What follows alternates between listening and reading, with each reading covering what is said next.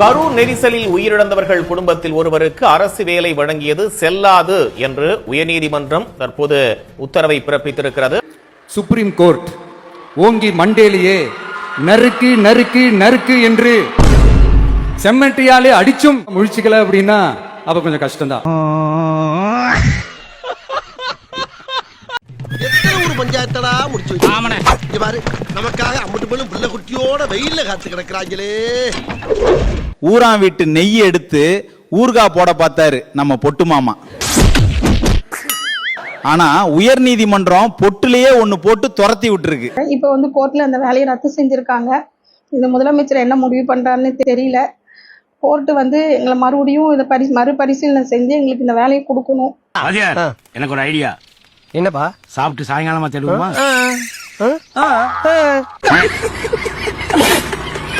ஏண்டா டேய், அரசு வேலை என்ன பெருமாள் கோயில் புளியோதரையா? வரிசையா தொன்னையில ஆளுக்கு ஒண்ணு வாங்கிட்டு போறதுக்கு. இந்த பிராண்ட உடைக்கிறதுலாம்டா நான் பெரிய ஆளு. அந்த பிராண்ட், எந்த பிராண்டு? தளபதிங்கிற பிராண்ட். அந்த பிராண்ட உடைக்கிறதுலாம் நான் பெரிய ஆளு. பாத்துருவோமா? நீ பெரிய நடிகன், உச்ச நடிகன், உச்சபட்சம் 200 கோடி 1000 கோடி. நான் ஒண்ணுமே கிடையாது. பாத்துருவோமா? இவன் வேற என்னை ரொம்ப டார்ச்சர் பண்றான்டா. ஏற்கனவே கொஞ்ச நாளைக்கு முன்னாடி கீர்த்தனா அவர்கள் அவருடைய ஆண் நண்பரோட இருக்கக்கூடிய ஒரு போட்டோ போட்டு இது என்ன அமைச்சகமா வேற எதுமா?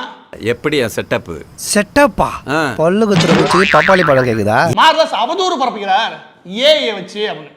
அதை காமிச்சிட்டு இதுக்குள்ள வரேன்.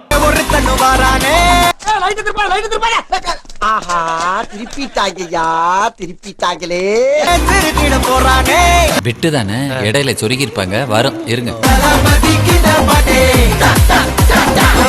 அவளை எப்பவோ இந்த வீடியோ பாத்தீங்களா? இதுவும் ஏஐயா? சின்ன பொடிய எனக்கு தம்பி மாதிரிங்க. அப்படியாம்மா? அண்ணா எனக்கு சகோதரி மாதிரி தங்கச்சி. அப்படியாப்பா? அப்படியே இருந்தீங்கன்னா நம்ம பார்ட்டிக்கு நல்லது, உங்க உடம்புகளுக்கு நல்லது.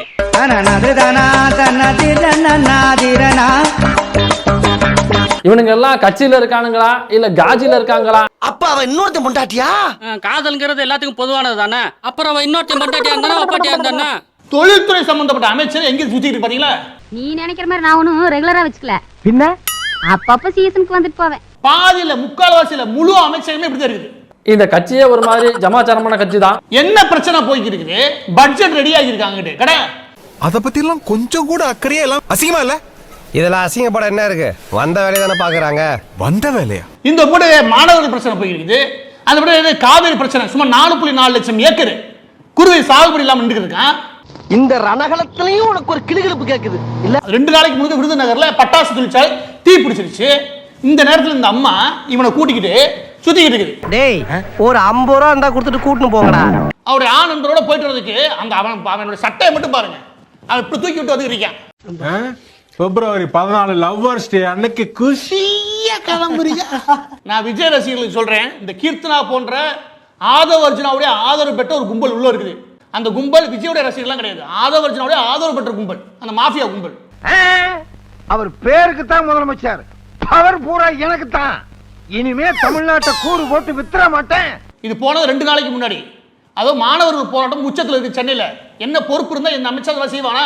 யாராரு வச்சிருந்தாங்க தெரியுமில்ல? யாராரு? ஒரு மந்திரி வச்சிருந்தாரு, அதுக்கப்புறம் ஒரு எம்எல்ஏ வச்சிருந்தாரு, அதுக்கப்புறம் நம்ம வச்சிருக்கிறோம். இதெல்லாம் எங்கேருந்து புடிச்சது நீங்க அமைச்சர் ஆகுனீங்களோ? வேலு பார்த்து பேசியா? நான் ஒரு நாட்டாம. அதுக்கு நீ காலை நீட்டாம இருந்திருக்கணும். ஏதாவது சென்ஸ் கொஞ்சமாவது தன்னை அமைச்சர் பொறுப்பு இருக்கும். நம்ம இவ்வளவு பெரிய பொறுப்பு நம்ம கொடுத்துருக்காங்கன்னு நினைச்சிருந்தா இந்த வேலையை பார்க்குமா? உனக்கு வெக்கமா இல்ல? வெக்கப்பட்டா வாழ முடியுமா? இருந்த ஒரு புருஷனும் துபாய்க்கு ஒட்டகமைக்கு போயிட்டான். நீங்க தெரியுதுல்ல? தொழில்துறை அமைச்சர் கீர்த்தனா அவர்களுடைய அறிவிக்கப்படாத அன்அபிஷியல் பிஏவாக ஒருத்தர் இருக்காரு. இவன் எப்ப? இவருக்கு முன்னாடி இவருக்கு பின்னாடி. அவர் யாருன்னு பார்த்தா ரவி தேஜா கத்துரிப்பள்ளி.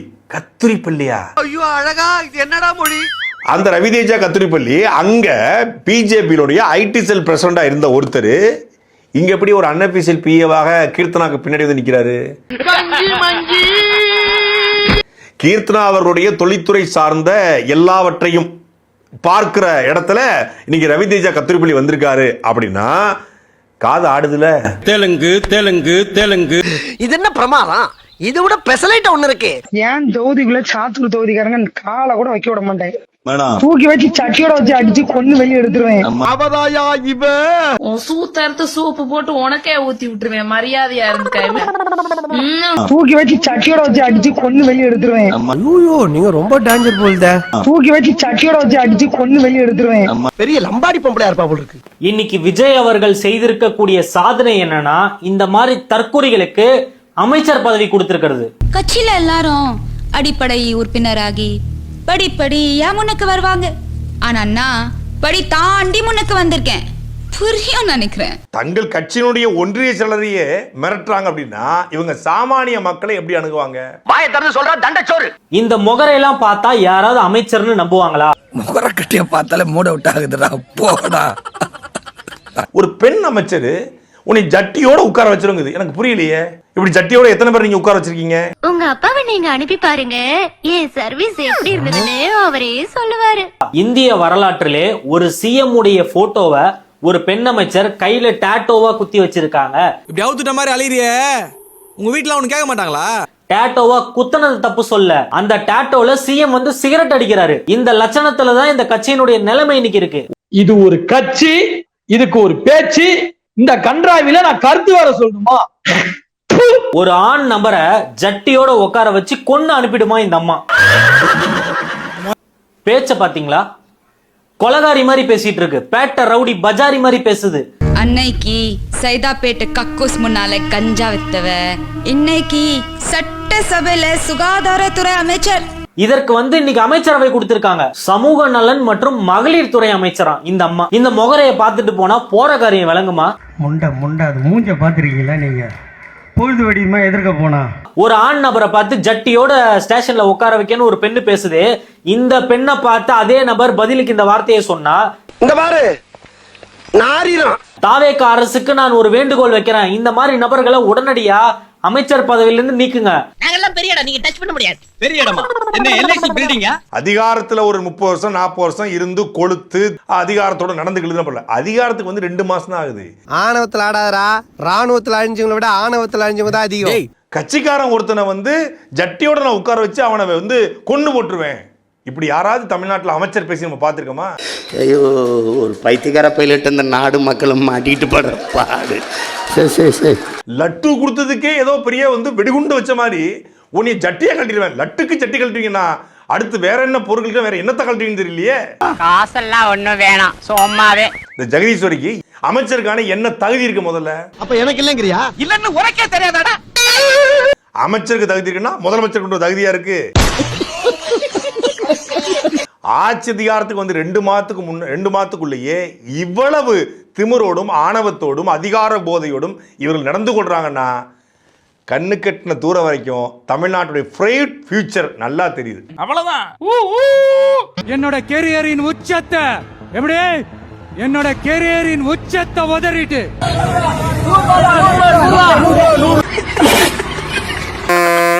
ஸ்டார்ட் பண்ணு.